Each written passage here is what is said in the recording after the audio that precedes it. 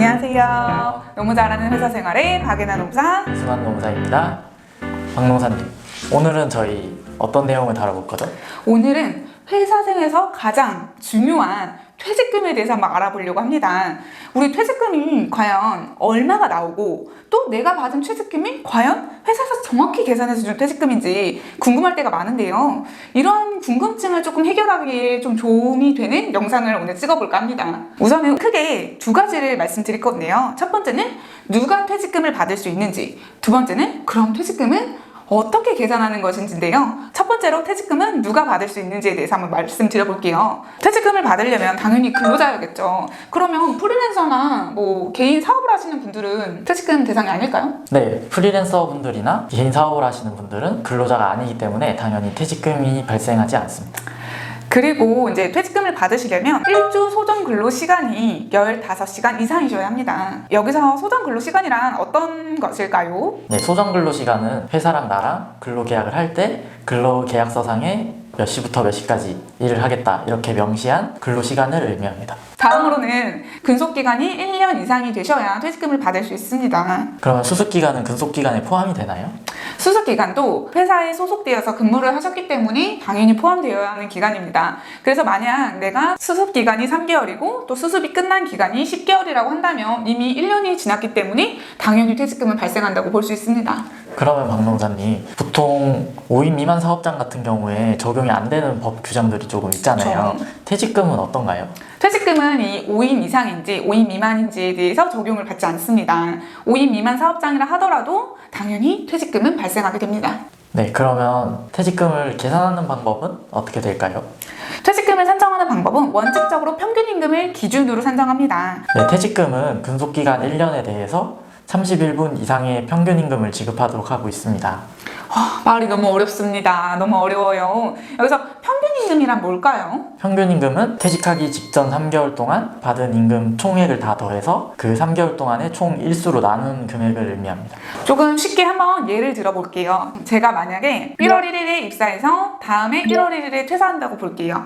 그렇게 되면 직전 3개월은 10월 1일부터 12월 31일까지가 되겠죠. 그렇게 되면 총 일수는 31 더하기 30 더하기 31, 92일이 총 일수가 됩니다. 그러면 임금 총액의 경우는 10월달 임금, 11월달 임금, 12월달 임금을 합한 금액이 임금 총액이 되겠죠. 이렇게 계산한 평균임금, 즉 하루치 평균임금을 가지고 계산을 하는데요. 1일치 평균임금에다가 곱하기 30 곱하기 내가 재직한 근속일수 나누기 365 이렇게 계산을 하면 됩니다. 조금 어렵다고 생각하실 수 있는데요. 자막을 통해서 한 번 더 확인해 보시면 이해하기가 쉬우실 겁니다. 그러면 아까 평균임금 계산할 때 퇴직 직전 3개월간의 임금 총액을 다 더한다고 했잖아요. 네. 그러면 예를 들어서 명절 상여금이나 분기마다 나오는 정기 상여금 이런 경우에는 언제 퇴직하느냐에 따라서 포함이 될 수도 있고 안 될 수도 있는 건가요? 이런 경우에는 상여금 1년치를 모두 더한 다음에 이를 12개월로 나눠요. 1년으로 나눈 후에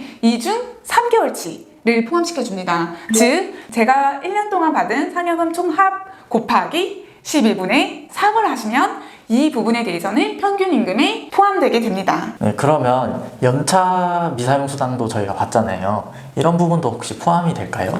이거는 조금 잘 생각하셔야 돼요. 사실 연차는 제가 퇴사하게 되면 미사용수당으로 발생되는 부분이 있잖아요. 근데 퇴사로 인해 발생하는 연차 미사용수당은 평균임금에 포함되지 않습니다. 그럼 어떤 게 포함될까요? 연차 미사용수당 같은 경우에는 상여금과 마찬가지로 퇴직 전 1년 안에 받았던 연차 미사용수당 그 부분에 한해서 평균임금에 포함을 시켜서 계산합니다. 좀 더 쉽게 얘기하면 바로 내가 퇴사하기 전전 연차를 쓰지 않고 남아서 돈으로 이미 바뀐 수당을 평균임금 산정할 때 포함시킨다는 얘기입니다. 그럼 이노무사님, 퇴직금은 평균임금으로만 산정해야 하나요? 퇴직금 같은 경우에는 원칙적으로는 평균임금으로 계산을 하도록 되어 있는데요. 그런데 우리 근로기준법에서는 통상임금이 평균임금보다 높으면 통상임금을 평균임금으로 보도록 하고 있습니다. 그럼 결과적으로 통상임금이랑 평균임금 비교했을 때 통상임금이 더 높은 경우에는 퇴직금 산정을 통상임금으로 한다는 얘기겠네요. 네, 맞습니다. 그럼 이거에 대해서 조금 설명드리고 싶은데 사실 이 내용이 되게 복잡하잖아요.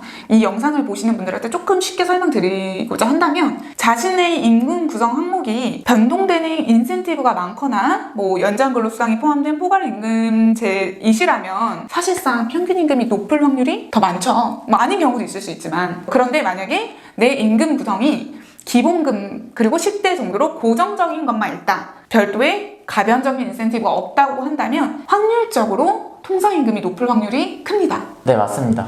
그런데 이거는 저희가 일반적인 경우를 말씀드린 거고 예외적인 경우도 굉장히 많이 있기 때문에 구체적으로는 평균임금이 높은지 통상임금이 높은지 이 부분에 대해서 잘 체크를 해보시기를 바랍니다.